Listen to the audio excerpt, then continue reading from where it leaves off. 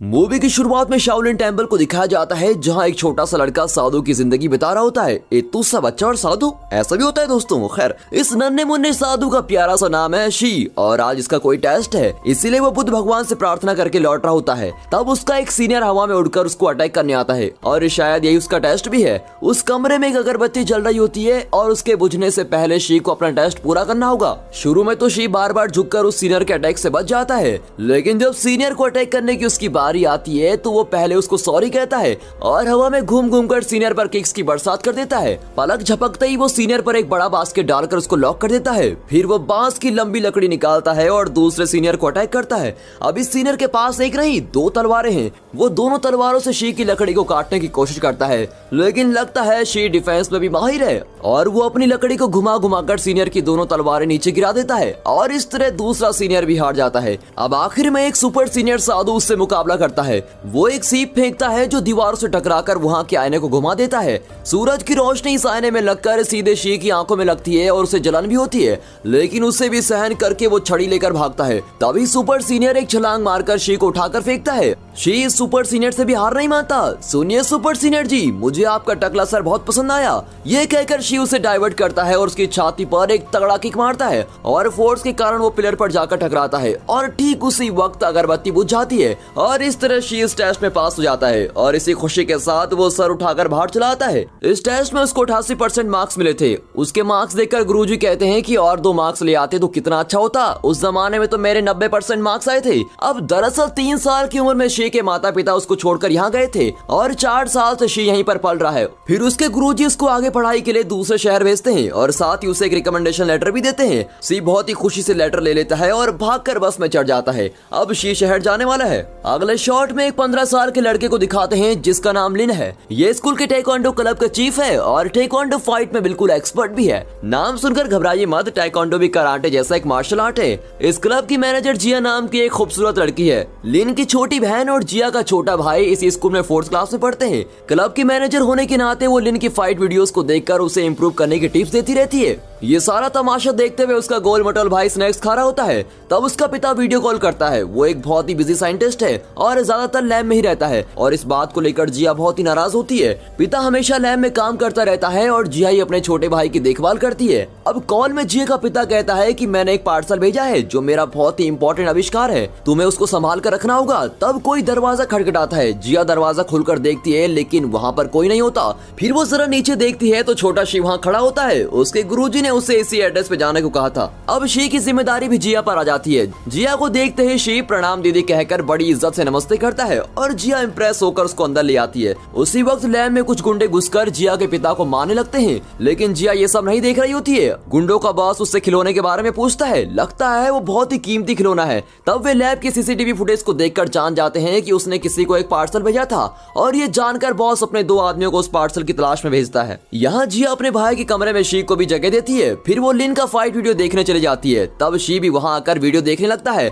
उसे टेक्वांडो बहुत ही नया लगता है। इतने में पार्सल की तलाश करते हुए वो 2 गुंडे जिया के घर पहुंच जाते हैं। जब घर के लोग बाहर चले जाएंगे तब हम पार्सल उठा लेंगे, ये सोचकर वे बाहर वेट करने लगते हैं। अब घर में जिया का भाई चिल्लाता हुआ वीडियो गेम खेल रहा होता है। शी उसी कमरे में एक लकड़ी को जमीन पर मारकर ध्यान कर रहा होता है और दोनों की आवाजें एक दूसरे को डिस्टर्ब कर रही होती हैं, लेकिन कुछ ही देर में दोनों मिलकर चिल्लाते हुए वीडियो गेम खेलने लगते हैं। फिर जिया वहां आकर उन्हें डांटती है कि इस तरह दोनों चिल्लाते रहोगे तो मैं काम कैसे करूंगी, चलो गेम बंद करो और दोनों चुपचाप सो जाओ। अब दीदी की बात मानकर दोनों अपने बिस्तर पर लेट जाते हैं। फिर जिया अपने पिता का पार्सल खोलती है। उसमें एक छोटा सा पांडा बियर होता है। जिया उसका स्विच ऑन करती है तो पांडा पूछता है तुम्हारा नाम क्या है। जिया नाम बताती है तो वो जिया का वॉइस वेरीफाई करता है और कंफर्म करके पासवर्ड सेट करने को कहता है। अब जिया कंफ्यूज होकर पूछती है कैसा पासवर्ड, लेकिन पांडा इसे ही पासवर्ड समझकर सेट कर देता है। जिया के पिता ने एलेक्सा जैसी एक एडवांस टेक्नोलॉजी इसमें सेट की होती है जो सिर्फ जिया की आवाज से ही चल सकती है। अब इतना ही नहीं, उसके पिता ने पांडा में जिया की माँ की आवाज सेट की होती है।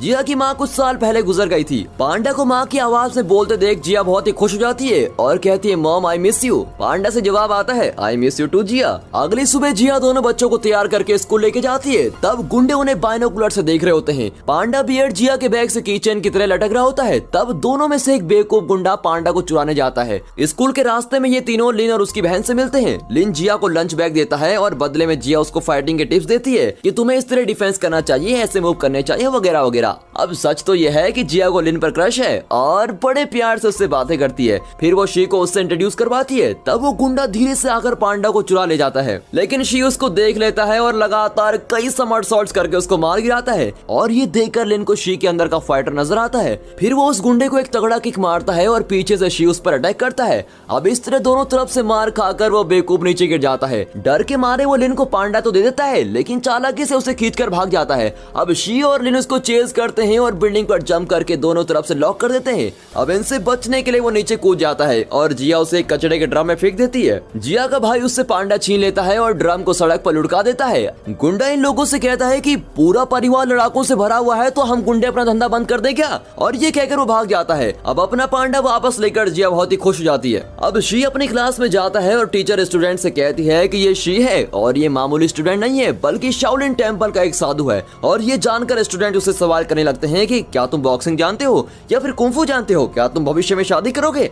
ऐसे ऐसे सवाल करके उसको कंफ्यूज कर देते हैं। उसी शाम को पीटी पीरियड में शी स्कूल ग्राउंड में होता है। अब इस स्कूल में हर साल बच्चों का फिजिकल फिटनेस चेक किया जाता है। जो इसमें पास होगा वही दूसरा एग्जाम दे पाएगा। अब यहाँ पॉज करके सोचिए कि क्या हमारी एजुकेशन सिस्टम भी ऐसी होनी चाहिए? स्कूल में सिर्फ पढ़ाई और मार्क्स पर फोकस करने के बजाय अगर बच्चों की शारीरिक और मानसिक सेहत पर ज्यादा ध्यान दिया जाए तो वे अपनी पूरी काबिलियत के अनुसार अच्छा परफॉर्म कर सकते हैं। क्या आप भी ऐसा मानते हो? अपना ओपिनियन कमेंट्स में हमारे साथ जरूर शेयर कीजिए। अब कहानी में आगे बढ़ते हैं। यहाँ पीटी पीरियड में भी जिया का भाई मुंह में स्नैक्स दबा रहा होता है। सबसे पहले रनिंग रेस होती है। इससे पहले कि दूसरे बच्चे आधा डिस्टेंस कवर कर पाते हैं, अपना शी पूरा फील्ड कवर कर देता है। फिर पुशअप्स की बारी आती है, जिसमें सभी दोनों हाथों से पुशअप्स कर रहे होते हैं, लेकिन शी एक ही हाथ से और वो भी उल्टा खड़ा होकर सारे पुशअप्स आसानी से कर लेता है। और ये देखकर लिन की बहन बहुत ही इंप्रेस हो जाती है। फिर हडल्स रेस होती है और शी को कॉपी करके जिया का भाई भी हडल के ऊपर से छलांग मारता है और धड़ करके नीचे गिरता है। दूसरी ओर गुंडों के बॉस ने साइंटिस्ट को बांध कर रखा होता है। जब तक मुझे पांडा नहीं मिलेगा मैं तुम्हें नहीं छोड़ूंगा,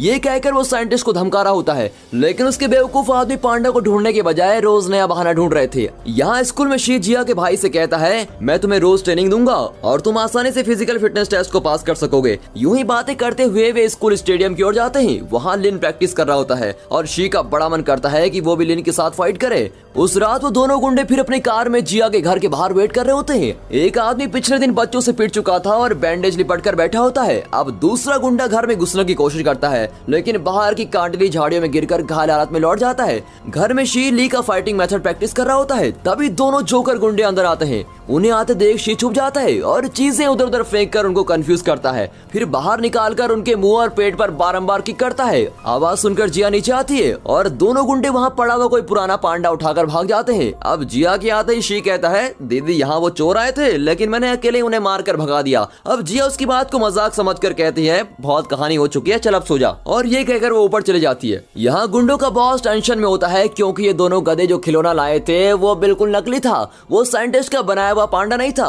वो मार्केट का कोई सस्ता सा पांडा था। और बॉस गुस्से में अपने आदमियों को लिटाकर उनके मुंह में गोल्फ बॉल डाल देता है और कहता है कि अगर 3 दिन में मुझे वो ओरिजिनल पांडा नहीं मिला तो मैं गोल्फ स्टिक से तुम दोनों का मुंह तोड़ दूंगा। अब दोनों आदमी फिर से पांडा को ढूंढने निकलते हैं। अगले दिन शाम को शी स्कूल यूनिफॉर्म पहनकर स्टेडियम में बैठा होता है। तब ली की बहन कहती है, यार मुझे बड़े होने से बहुत डर लगता है, बड़ी होकर मैं भी उस दीदी की तरह बदसूरत हो गई तो। अब ये कहते हुए वो 2 लड़कियों की तरफ इशारा करती है। सच में वे दोनों वही गुंडे हैं जो पांडा चुराने की कोशिश कर रहे थे। शी भी उन्हें पहचान नहीं पाता। सभी लोग लिन की फाइटिंग एंजॉय कर रहे होते हैं। लिन की बहन बहुत ही शो ऑफ करती है कि मेरे भाई को कोई नहीं हरा सकता, अगर किसी में हिम्मत है तो वो उससे लड़कर दिखाए। फिर वो शी को चैलेंज करती है कि तुम तो कुंफू में माहिर हो ना, मेरे भाई से लड़ोगे? और लिन भी चैलेंज के लिए मान जाता है। अब लिन और शी के बीच लड़ाई शुरू हो जाती है। सारे बच्चे एक दूसरे को धक्का देकर फाइट देखने के लिए आगे आते हैं, लेकिन लड़कियों के भेष में लास्ट रो में बैठे हुए गुंडे जिया के बैग को घूर रहे होते हैं। और इसी बीच शी और लिन के बीच शानदार लड़ाई चल रही होती है। तब दोनों गुंडे पांडा को बैग से अलग करने की कोशिश करते हैं और शी और लिन फाइटिंग में एकदम बराबर के खिलाड़ी होते हैं और मैदान में दोनों अपनी काबिलियत दिखा रहे होते हैं। इस वजह से हार और जीत के बजाय मैच ड्रॉ हो जाता है। तब संयोग से जी का भाई उन गुंडों को देख लेता है और जोर से चिल्लाता है और दोनों गुंडे अपनी विग उतार कर पांडा को लेकर वहां से भाग जाते हैं। वहां के सारे बच्चे उन दोनों का पीछा करते हैं और पूरा स्टेडियम तहस नहस हो जाता है। एन वक्त पर पीटी सर वहां आकर सबको डांटने लगता है और उसी गैप में वो दोनों गुंडे भाग जाते हैं। अगले दिन पीटी सर की मदद लेकर जिया उन गुंडों पर पुलिस कंप्लेंट दर्ज करवाती है कि उन लोगों ने उसका कीमती खिलौना चुरा दिया है। अब शी की क्लास टीचर उससे कहती है, देखो बेटा, माना कि तुम कुंफू जानते हो, लेकिन इसका मतलब ये नहीं कि तुम हमेशा लड़ाई करते रहो। और टीचर की ऐसी वार्निंग को सुनकर शी जरा गिल्टी फील करने लगता है और सोचता है कि अगर मैंने उस वक्त लड़ाई नहीं की होती तो पांडा कहीं नहीं जाता। इस तरह वो मायूस होकर क्लास की बेंचेस के पीछे जाकर बैठ जाता है। तब उसके साथी उसको दिलासा देते हैं। जिया कहती है, शी तुम फिक्र मत करो, हम सब मिलकर उस पांडा को ढूंढ निकालेंगे। तब जाकर बेचारा शी का चेहरा थोड़ा खिल जाता है और वो अपने चारों साथियों के साथ मिलकर स्टेडियम को साफ करने लगता है। अब इसी बीच गुंडों का गैंग अपना दूसरा प्लान तैयार करता है। यहाँ लिन शी को टाइकोंडो आर्ट सिखाने लगता है और उसी वक्त वहाँ गुंडों का बॉस पांडा से पेन ड्राइव बाहर निकालता है। फिर उस पेन ड्राइव का एक सॉफ्टवेयर अपने कंप्यूटर में कॉपी करता है और इसे एक सॉफ्टवेयर की कीमत लगभग 100 करोड़ होती है। सॉफ्टवेयर 100% डाउनलोड तो हो जाता है, लेकिन अब पासवर्ड के बिना उसको खोल नहीं पाता और रात भर अपना सर पटक पटक कर गुंडे हर तरह के पासवर्ड टेस्ट करते हैं, लेकिन कोई भी काम नहीं करता। अब सुबह होने लगती है लेकिन उनको करेक्ट पासवर्ड नहीं मिलता।